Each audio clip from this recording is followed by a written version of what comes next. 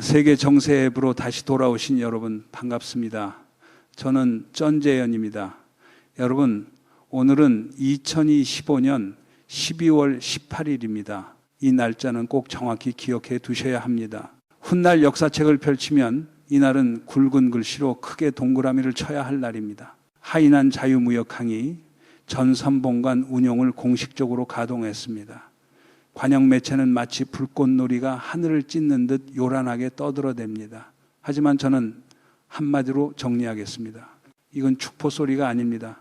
이건 철문이 쿵 하고 내려앉는 소리입니다. 그리고 그 철문 소리는 러시아가 우크라이나에 들이민 그 명분 없는 전쟁에서 우리가 익숙하게 듣던 소리와 비슷합니다. 겉으로는 특별이라 꾸미고 실제로는 사람들의 숨통을 조용히 죄는 그 소리 말입니다. 이 철문이 어떤 방식으로 떨어지는지 보려면 그 직전 사흘 동안 관영 매체가 어떤 리듬으로 몰아쳤는지부터 맞춰봐야 합니다. 최근 사흘 뉴스는 한 세트의 연속 타격입니다.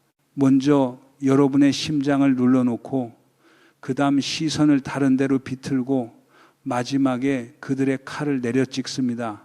러시아가 전쟁을 해방이라 부르고 도시를 잿더미로 만들듯 이쪽도 개방이라 부르면서 사실은 잠금장치를 걸어버립니다. 포장만 바꿔도 사람들은 안심할 거라 믿는 그 뻔한 자신감이 닮았습니다. 첫째 날 12월 15일에 가장 눈에 띈 게 무엇이었습니까? 시진핑이 미성년자 사상 도덕 건설에 대한 중요 지시를 내렸습니다. 큰일은 묻지 말고 먼저 어떻게 사람답게 살 것인가를 이야기하자는 겁니다. 위기를 교육 시간으로 격화시켜버리고 여러분이 그 자리에 앉아서 움직이지 못하게 만듭니다. 생각하지 말고 캐묻지 말고 근본을 파고들지 말라는 신호입니다. 사회 감정을 먼저 안정시키겠다는 명분이죠. 우크라이나에서 아이들이 공습경보 속에 자라는 현실은 외면한 채 모스크바는 늘 도덕과 안전을 말하곤 했습니다. 입으로는 윤리를 말하면서 손으로는 생명을 짓밟는 그 이중성이 여기서도 낯설지 않습니다. 같은 날 그들은 외부 카드를 하나 던집니다. 인민일보 종성 칼럼이 일본 군국주의 부활을 막자고 떠들어댔습니다. 목적은 더 노골적입니다. 여러분의 시선을 지금 내부에서 무슨 일이 벌어지는가에서 남이 과거에 무슨 나쁜 짓을 했는가로 옮기려는 겁니다. 일본을 미워할 시간만 남기고 다른 것을 미워할 틈을 없애려는 계산입니다. 전쟁 선전이 늘 그렇습니다. 러시아도 우크라이나를 때리면서 과거를 끌어다 붙이고 기억을 무기로 삼았습니다. 기억은 중요하지만 기억을 방패로 삼아 현재의 죄책을 숨기면 그것은 기억이 아니라 연막입니다. 둘째 날 12월 16일에는 경제를 말하고 인물을 말하고 배치를 말합니다. 말은 그럴싸하게 정상적으로 일하는 척 들려서 배가 아직 수리 가능하다고 느끼게 합니다. 사실은 뒤에 올 큰 동작을 위한 깔개를 까는 과정입니다. 전쟁에서도 똑같습니다.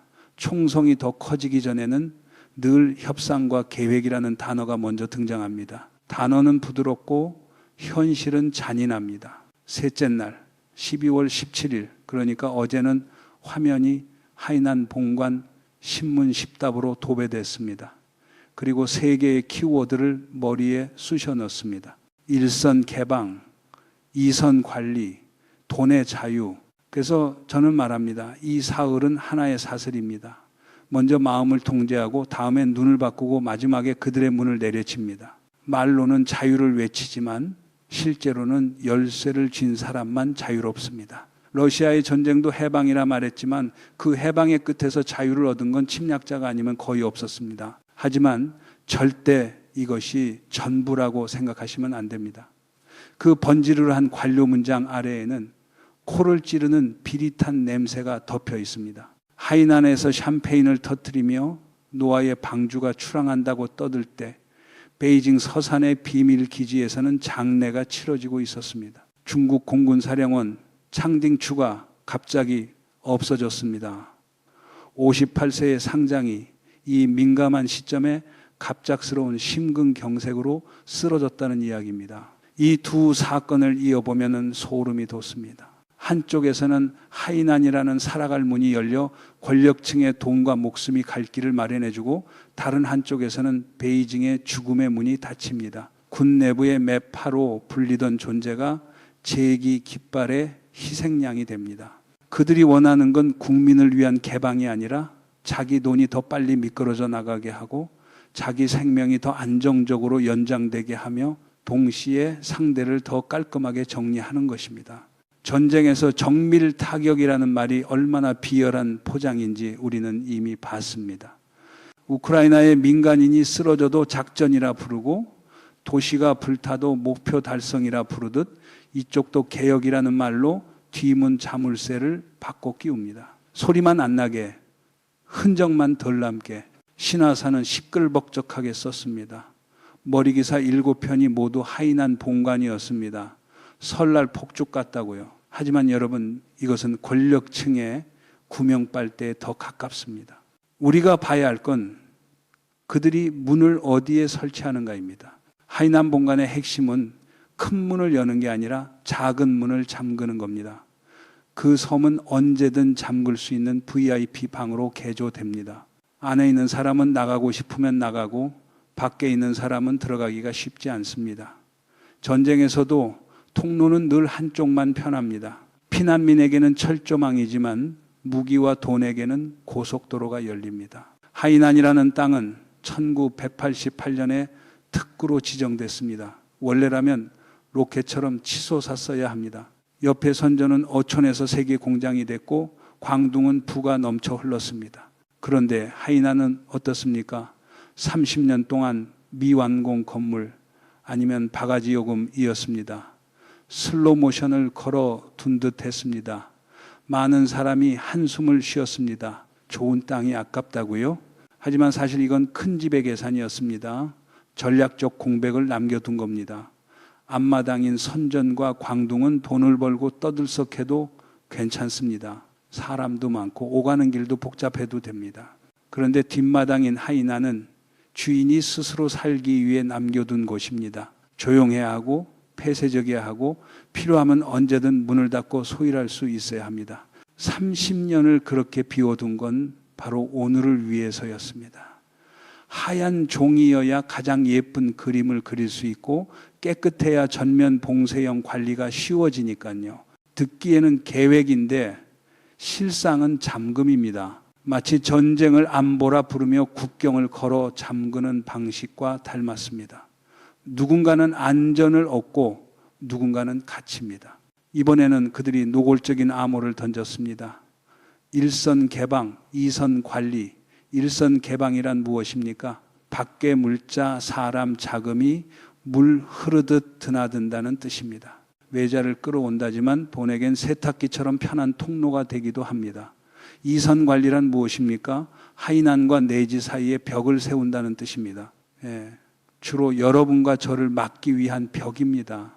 평소에는 면세 혜택으로 보이지만 진짜 일이 터지면 그건 밸브입니다. 조이면 하이난은 하이난 규칙, 내지는 내지 기준입니다. 그렇다면 섬 안에는 무엇을 준비해 두었습니까? 신비할 것 없습니다. 딱 두 가지 보물입니다. 하나는 돈을 더 빨리 달아나게 하는 것, 다른 하나는 목숨을 더 오래 이어주는 것. 내지의 보통 사람은 머리카락이 휘어지도록 걱정하는데 그들은 섬에서 보험을 하나 더 얹어 놓습니다.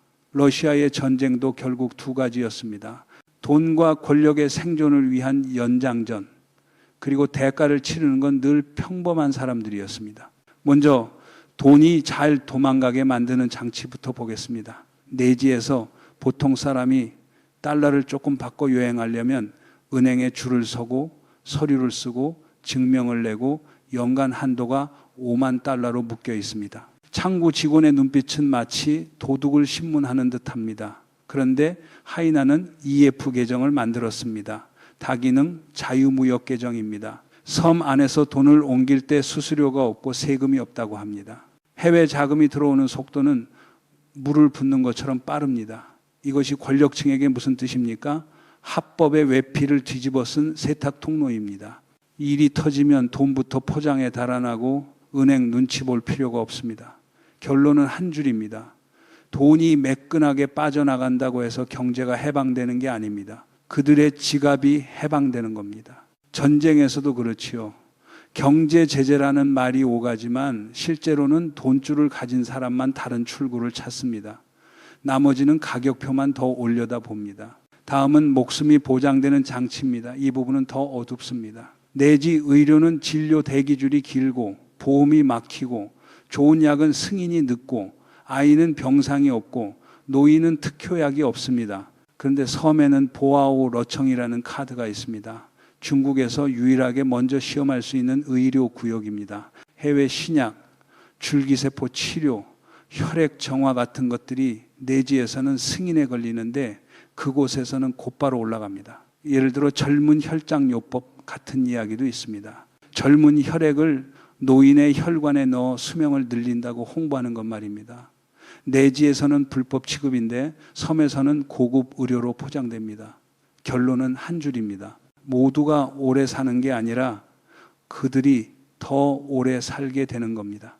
VIP 방에는 산소줄이 미리 준비되고 보통 사람은 밖에서 천천히 버텨야 합니다. 전쟁에서도 구급차는 늘 부족한데 권력층은 늘 특별 병실을 확보합니다. 우크라이나에서 피난민이 추위에 떨 때 모스크바의 고급 병원은 따뜻한 불빛을 끄지 않았던 것처럼 말입니다. 여러분, 이 두 가지 보물을 한데 놓고 보면 배의 1등석에만 구명조끼를 달아주는 것과 같습니다.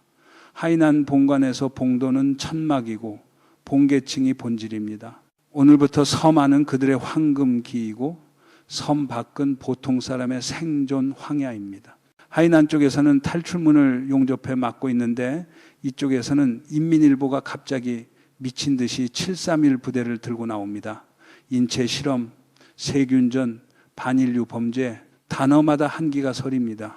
많은 사람이 묻습니다. 한쪽에서는 국제 접계를 말하면서 한쪽에서는 70년 전의 옛 장부를 들춰내는 게 말이 되냐고요. 하지만 이건 도둑이 도둑 잡으라고 소리치는 방식입니다.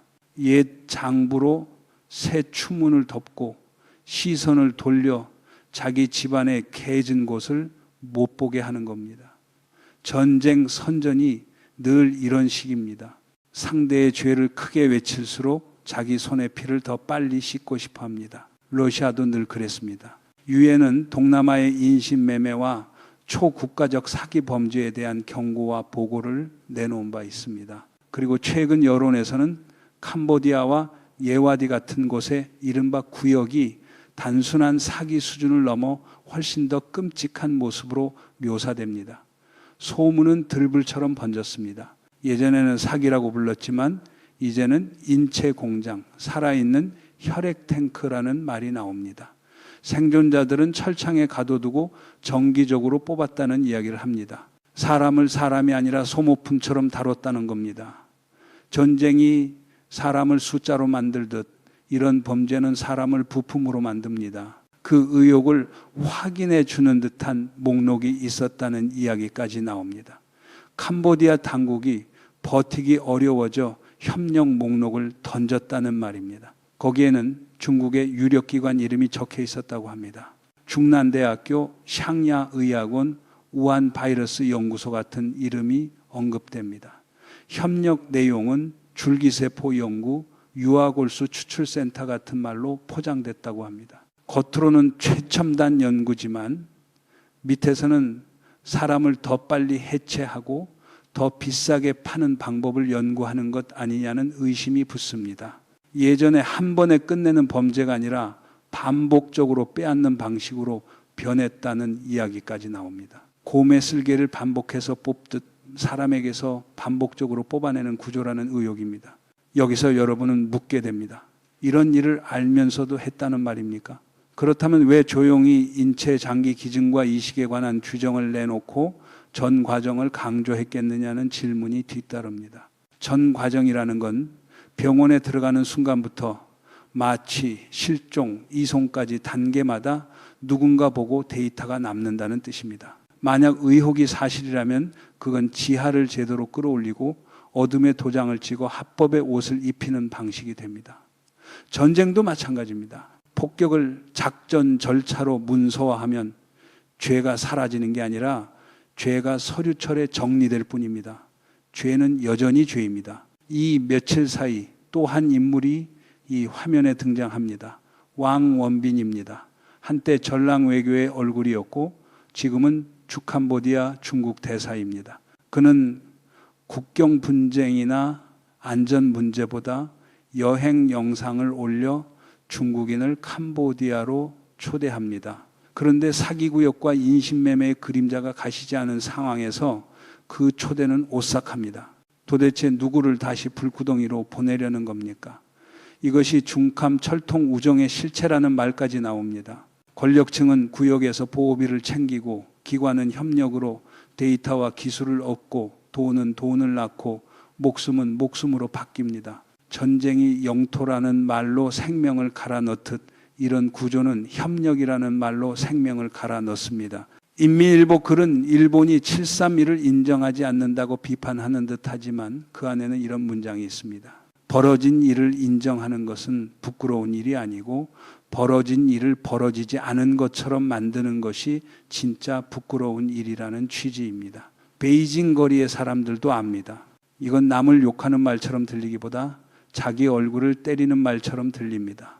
이미 벌어진 일은 무엇입니까? 여러 해 동안의 강경봉쇄, 집안에 사람을 가두고 죽게 만든 일은 이미 벌어진 일 아닙니까? 강제적인 조치와 그 뒤에 논란은 이미 벌어진 일 아닙니까? 그들이 두려워하는 건 일본의 옛 역사만이 아니라 자기들이 지금 만든 난장판이 국제적 조명의 대상이 되는 겁니다. 반인류 범죄라는 단어가 타인의 역사에만 붙는 게 아니라 자신의 오늘에도 붙을 수 있다는 공포입니다. 그래서 731이라는 간판을 높이 걸고 민족 분노로 현실의 시체 냄새를 덮으려 합니다. 반인류 발언권을 선점하려는 싸움입니다. 70년 전의 죄증으로 오늘의 장부를 싣고 침략의 기억으로 현재의 무덤 냄새를 희석하려 합니다. 하지만 여러분, 불이 아무리 크게 타도 죄의 냄새까지 태워 없앨 수는 없습니다. 러시아가 아무리 선전을 해도 우크라이나의 폐허가 사라지지 않는 것과 같습니다.